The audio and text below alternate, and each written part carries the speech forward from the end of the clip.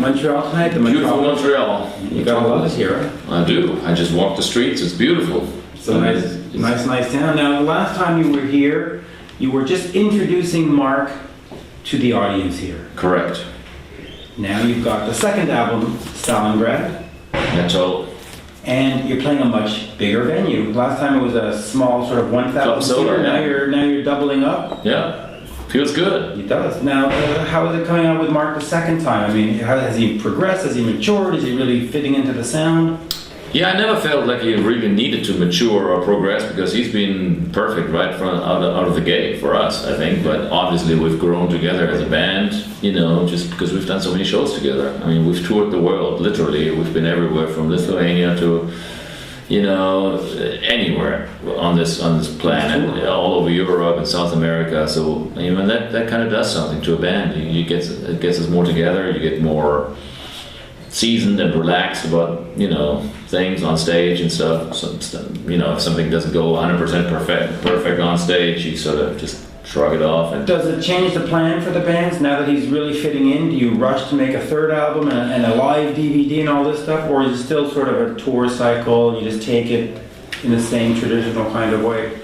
Well, nothing is really traditional because we just restarted again. This is, to me, is a new era, a new chapter, and we are just trying to find our way in these modern digital times nowadays. And back when we stopped in the 90s, it was still basically a world of analog and tape and people selling records and all this, and now it's all. But vinyls are coming back.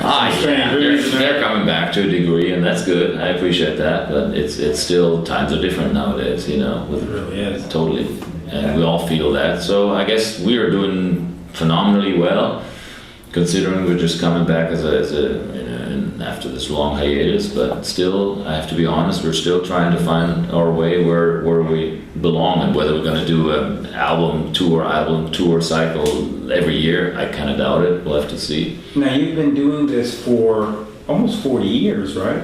And you sort of restarted. That sounds terrible, doesn't it? 40? No, 40. 40 is pushing a little bit.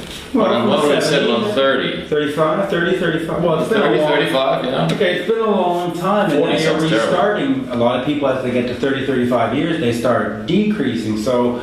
Man, we're just getting warmed up. You're just getting warmed up, right? This is it, man. We're just getting ready. The best is still yet to come. And in the past, you had done a couple of albums that were outside the metal genre. You had done some, what do you call them? Like, it's classical? Yeah. Is that something you're still looking forward to doing? Totally, definitely. Man, I'm actually just before this tour, I was working on some material in my studio, and getting ready to do something this coming year. It's just every time I get started, accept calls, and I got to go on tour for 3-4 months at a time. So it's really hard to find the time to actually finish this project. But it's good that people call. I mean, you could. Oh, I'm not complaining. It's just it's a good problem to have, but I'm just telling you that's why it's taking so long, because I want to make sure it's done right, and this. Whatever I do on a solo project, it's nothing that should compete with Accept. This is something that's totally, whenever I have free time. Now, let me ask you, you were talking about in a modern world and so on, but there's a lot of things that you do that are not modern. Sure. People may not know that you're a carpenter.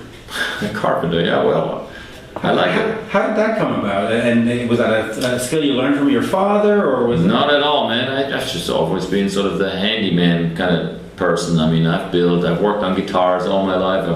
Do you build your own guitars? No, but I always tinker around. I made cabinets, all these 4x12 cabinets on stage in the early days. Those were all built by me, and always have done stuff like that. And especially since I've moved to the US, I've always built on houses and remodeled houses. Your own included. But I look at somebody like Paul Stanley of Kiss, who does the painting and he does exhibits and stuff. Have you ever thought of doing any kind of art exhibit or putting together stuff? No, I'm not an artist in that sense. I just do. I mean, I have other hobbies or interests like photography that I take very seriously. That would be comparable to what Paul Stanley does, where it's sort of an artistic relief. And I actually took it a step further because I made it a career when Accept wasn't busy.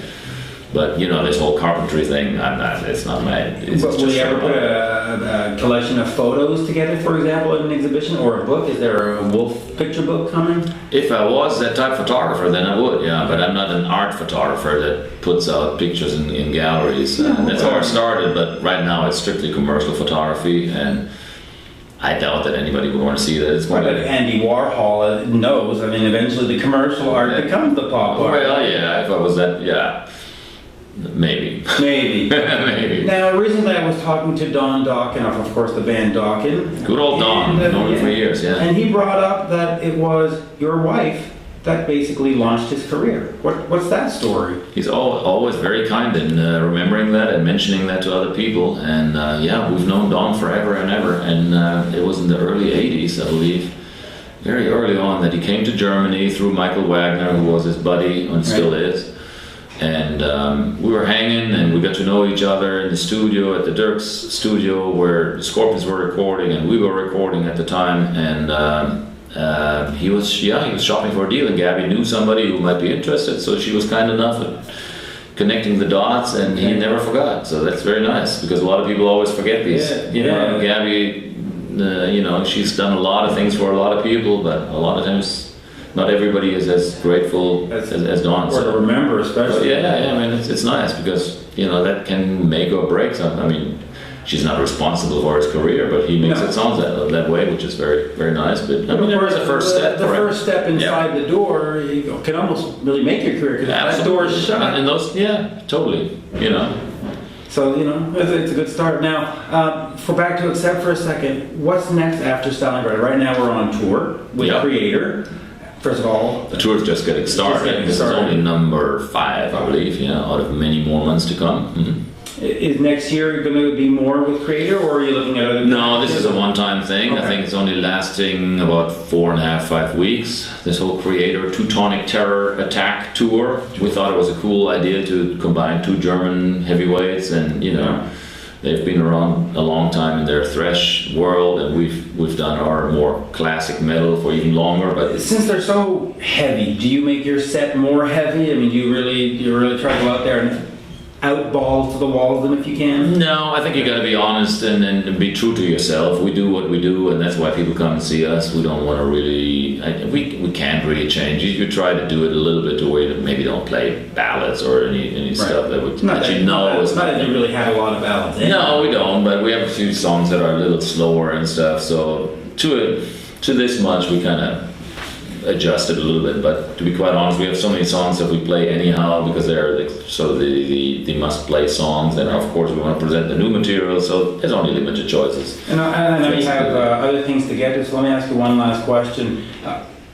For a band like Accept, is it, in this day and age, is it still important to make an album? I mean, you could just go to iTunes and put one song in March and another song in June, and yeah, you could, but how lame would that be? I mean, but a lot of people are doing it. Really? I mean, well, mostly the pop artists and stuff. But is there still room for the concept of an album? Is there still?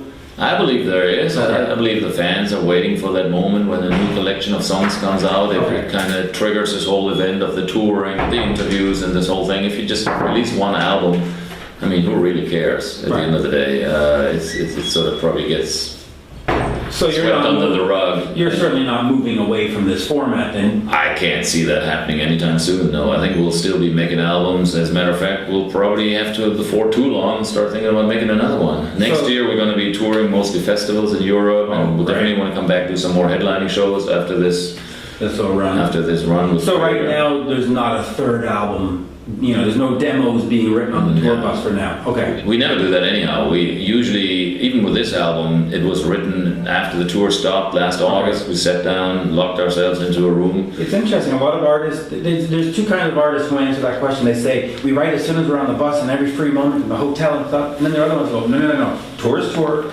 Album is album. So you're one of those. I'm tour is tour, and my mind is not even thinking about any writing riffs right now. Because as a musician, don't you have new little riffs rolling around in there? No. I never wake up in the middle of the night with a cool riff or anything. It's really I have put out a lot. So well, thank you, sir. But for me, it happens when I force myself to it. I have to say, now I'm starting to write songs. I turn off the phones, and I work myself until I've got riffs coming out of it. I mean, I almost have to set this time aside, and that's when things happen. And it actually will work best when there's a certain amount of pressure. Also, with some Gabby would go like, "You guys need to be finished. you just need, you know, it needs to come out in 6 months, so you better get going. Better get going. Oh shit, yeah, we better get going. That pressure helps. Exactly. Well, thank you for your time. Always a my pleasure. Great talking to Thank you you. again. Thanks. Awesome.